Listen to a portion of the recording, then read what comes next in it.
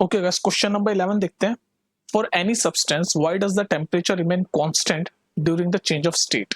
तो क्वेश्चन समझ लो पहले। क्वेश्चन बेसिकली आपको ये समझाना चाह रहा है कि अगर कोई भी सब्सटेंस, कोई भी ऑब्जेक्ट एक स्टेट से दूसरे स्टेट में जाता है, चाहे सॉलिड से लिक्विड बन रहा हो या लिक्विड से गैसेस बन रहा हो, तो उसमें उस सब्सटेंस का टेम्परेचर चेंज नहीं होता। ऐसा क्यों?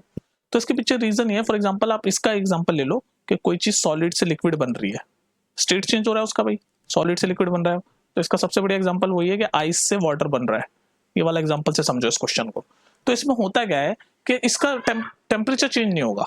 तो सब्सटेंस का टेम्परेचर इसलिए चेंज नहीं होगा क्योंकि जो भी हीट हम प्रोवाइड कर रहे हैं, जो भी हीट उस सब्सटेंस को हम दे रहे हैं, वो हीट उसके बीच के जो पार्टिकल्स है, मान लो ये सॉलिड है, आइस क्यूब है, इसके पार्टिकल ऐसे पास पास पास पास है, तभी तो वो सॉलिड है। सॉलिड में पार्टिकल्स ऐसे पास पास होते हैं। तो ये जो पार्टिकल के बीच की जो फोर्स ऑफ अट्रैक्शन है, फोर्स ऑफ अट्रैक्शन ही होती है ना, इसी की वजह से तो पार्टिकल पास पास होते हैं।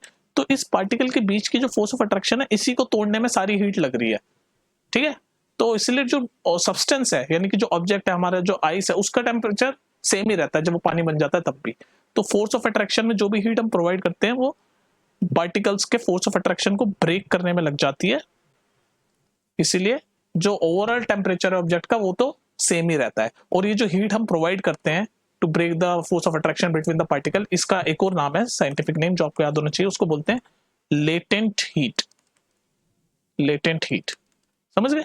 तो इसीलिए टेम्परेचर सब्सटेंस का चेंज नहीं होता, क्योंकि जो भी हीट हम प्रोवाइड करते हैं, वो जो पार्टिकल्स के बीच में जो फोर्स ऑफ अट्रैक्शन है उसको ब्रेक करने में लगती है, ना कि टेम्परेचर को चेंज करने में। ठीक है, नेक्स्ट देखते हैं।